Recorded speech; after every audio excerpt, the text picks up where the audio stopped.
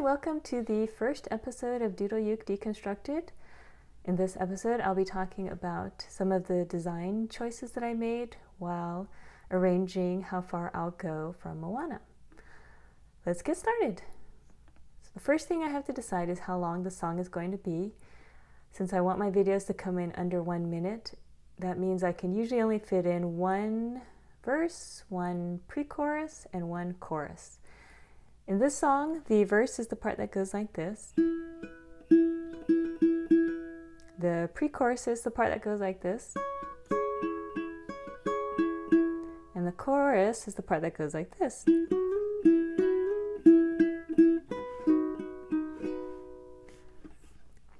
There is one more interesting part about this song, and that is that there is a key change at the very end. So there are two choruses, one that is in the original key and it ends with something like this, and then the next chorus is actually a half step higher. So I think that that's an interesting part of the song and I want to include it, but I don't want to add a whole nother chorus. So what I'm going to do is end the song on this little because I think that would be a quite nice place to end the song. Given that, let's go ahead and talk about how we start the song, which is with the verse. So the verse goes like this.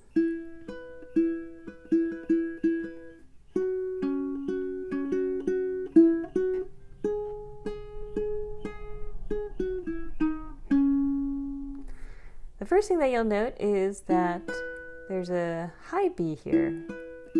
And when she sings it in the song, she actually sings it lower. I've been. But because this is a high G ukulele and my finger picking pattern naturally hits this string, I'm going to go ahead and keep this B here. And I also think that the listener doesn't actually register that it's not the same note that she's singing. They just think, oh, that sounds about right, and don't even give it another thought. So I keep it here. And then this part, I hammer on here.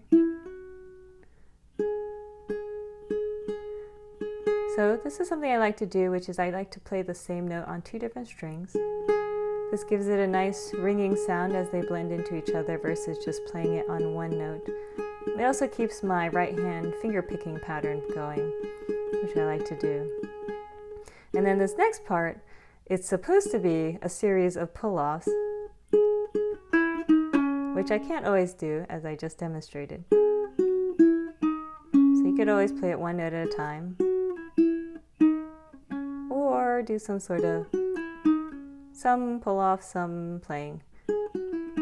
Anyway, that was how I wrote it, but I can't always play it. And then we repeat this part again. But then it changes right here.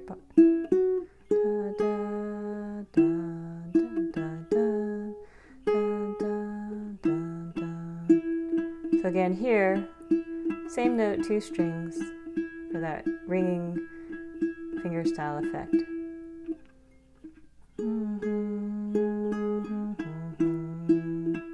All right, that's it for the verse.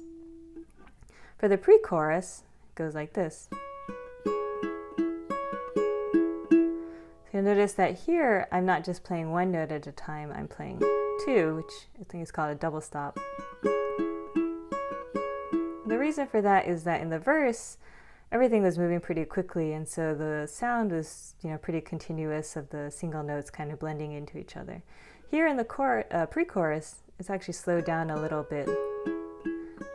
And so I add that double stop to give it a little bit more volume and a little bit more sound.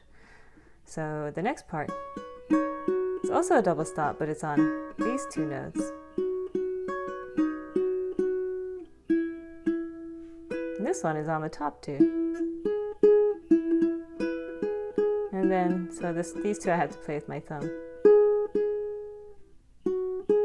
And then this very nice E minor, which I go ahead and strum to give it emphasis. I'm sorry, not E minor, A minor. So A minor is typically not one of the chords that's used in the key of E major, which is what the song was originally in. But it's a very nice sound, and so I strum it to emphasize it. And then it should go down with me. This C, I actually end up playing a high C to again emphasize the note and to show that something is coming. So high notes are usually more like stand out more than low notes. So, and then it's preparing you for the chorus, which is this nice little riff that I came up with.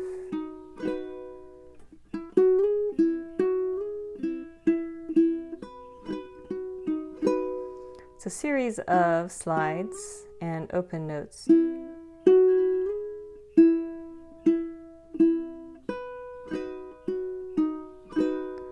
And it's not maybe exactly what she sings, but it's pretty close, and it also showcases the really nice qualities of the ukulele, which is that you can do these things like slides and have ringing strings.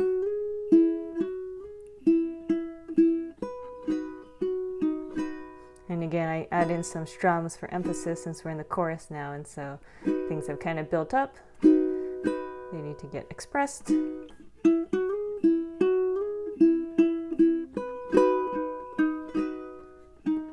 Hammer on there. What's that one?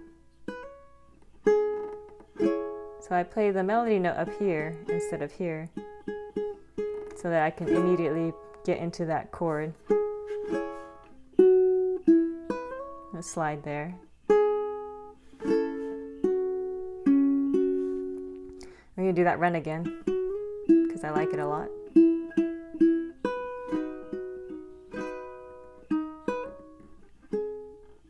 And then here it's going to change.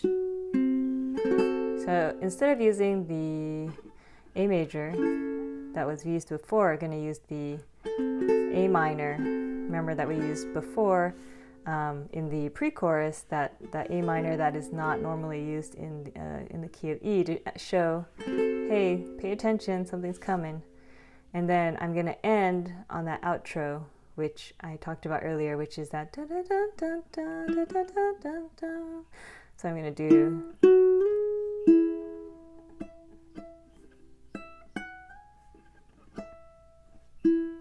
which is the again more a combination again of slides and open strings, and it's the same phrase, oops, just moved up an octave and ending back on the E where everything started.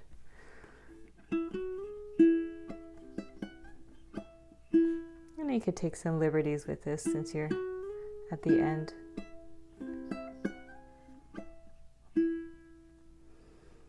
And that's it.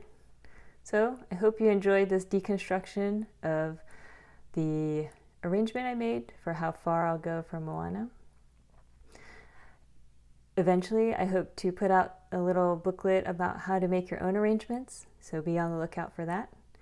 Until then, or the next video rather, thank you very much for watching, and I will see you next time.